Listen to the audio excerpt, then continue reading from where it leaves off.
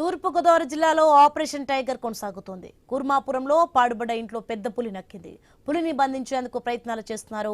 ఆ ఇంటిని rescue forest police బృందాలు చుట్టుముట్టాయి. భారీ బోన్లు వలలు ఏర్పాటు చేశారు. పులి కదలికలు డ్రోన్ కెమెరాతో గుర్తిస్తున్నారు.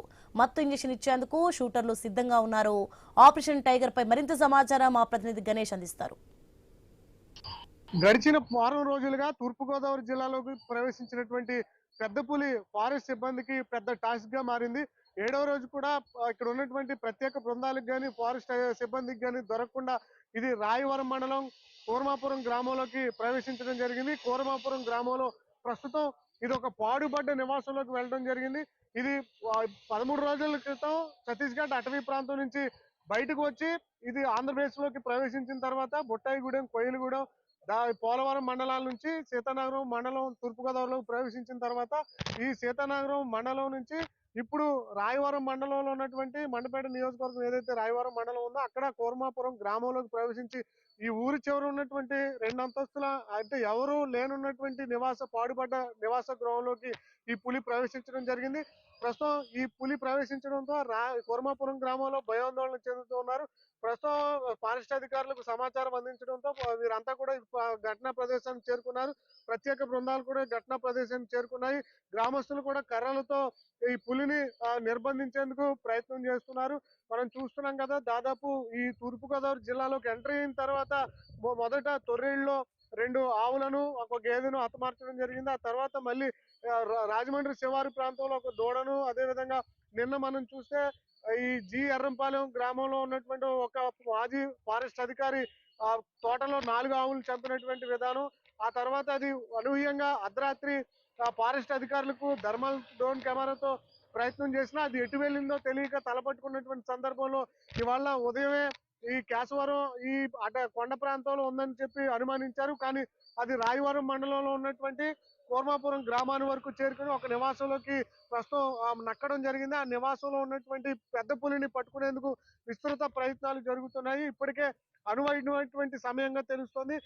చుట్టూ కూడా ప్రహరీ ఉండడం, అదేవిధంగా అటవీ శాఖ సిబ్బందికి అనుకూలమైనటువంటి వాతావరణం లభించడంతో ఈ పాడుపడ్డ నివాసంలోనే దాన్ని బంధిస్తారా లేదనేది చూడాల్సి ఉంది. ఎందుకంటే గన్ షాట్ ద్వారా దానికి మత్తు మందు అనేది ఇవ్వాల్సి ఉంటుంది. మత్తు మందు ఇచ్చేటువంటి ప్రక్రియలో నియమ నిబంధనలు ఉంటాయి. అది కనీసం ఈ మత్తు మందు తీసుకున్న తర్వాత 20 నిమిషాల పాటు అది కదలకుండా ఉంటుంది. ఆ సమయంలోనే దాన్ని నిర్బంధించి తిరిగి సురక్షితమైనటువంటి అటవీ ప్రాంతంలో వదిలిపెట్టేటువంటి అవకాశం ఉంటుంది. అలా కాకుండా అది గన్ షాట్ కి మత్తు ఒకవేళ దానికి మత్తు అనేది ఎక్కకపోతే మళ్ళీ సిబ్బంది మీద దాడి చేసేటువంటి అవకాశం ఉండడంతో దీన్ని అనువైనటువంటి సమయం తీసుకుని ఆ పెద్ద పులిని బంధించేటువంటి అవకాశం కనిపిస్తుంది. ప్రస్తుతం ఈ కూర్మాపురం గ్రామంలో భయాందోళన నెలకొనడం జరిగింది. గతంలో ఎన్నడూ లేని విధంగా ఒక పెద్ద పులి ప్రాంతంలోకి వచ్చి నేరుగా తమ నివాసాల వైపు వచ్చిందంటే భయాందోళనకు గురవుతూ ఉన్నారు. గతంలో మనం చూసాం ఇటువైపుగా ఎలాంటి పులులు రాలేదని చెప్పి స్థానికులు చెప్తున్నారు. ఇప్పటికే 7వ రోజు తూర్పుగోదావరి జిల్లాలో ఈ పెద్ద పులి సంచరిస్తూ స్థానికంగా భయాందోళనకు గురవుతుంది. రాజమండ్రిలోకి ప్రవేశించిన తర్వాత తిరిగి మళ్ళీ అది రాజానగరం మండలంలో నుంచి ప్రస్తుతం మండపేట నియోజకవర్గంలో ఉన్నటువంటి రాయవరం మండలంలోకి ప్రవేశించడం జరిగింది. ఇప్పటికే పూణే నుంచి వచ్చినటువంటి ప్రత్యేక బృందాలు, అదేవిధంగా వైజాగ్ నుంచి వచ్చినటువంటి ప్రత్యేక బృందాలు, ఫారెస్ట్ సిబ్బంది వీరంతా కూడా కలిపి ఆపరేషన్ టైగర్ ను సక్సెస్ చేసేందుకు 7వ రోజు ప్రయత్నం చేస్తున్నారు. ఇవాళ సాయంత్రం లోపు ఈ ఆపరేషన్ ను ముగిస్తారా లేదా చూడాల్సింది. ప్రస్తుతం మనం విజువల్స్ లో చూస్తున్నాం కదా, ఇక్కడ ఉన్నటువంటి స్థానిక గ్రామస్తులతో పాటు ఫారెస్ట్ సిబ్బంది కూడా కర్రలతో మోహరించి ఉన్నారు. ఎందుకంటే అది ఒక్కసారిగా మళ్ళీ బయటకు వచ్చి దాడి చేస్తే దాన్ని నుంచి తప్పించుకునేందుకు తిరిగి అందరూ కూడా జాగ్రత్తలు తీసుకున్నటువంటి పరిస్థితి.